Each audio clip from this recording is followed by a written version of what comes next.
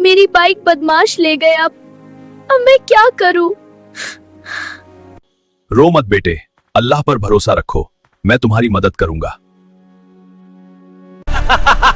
अब ये बाइक हमारी है, कोई हमसे नहीं छीन सकता।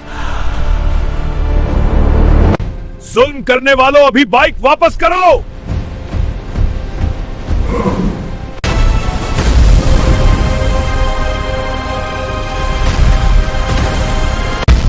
दोस्तों, दीन एनिमेशन स्टूडियो को सब्सक्राइब करो, नेकी की ताकत बढ़ती है।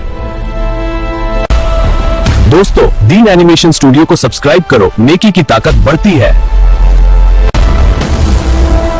दोस्तों, दीन एनिमेशन नेकी की ताकत बढ़ती है। बुराई हमेशा डरकर भागती है जब ईमान मजबूत हो।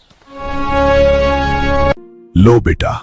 शुक्रिया भाई, अल्लाह आपको खुश रखे।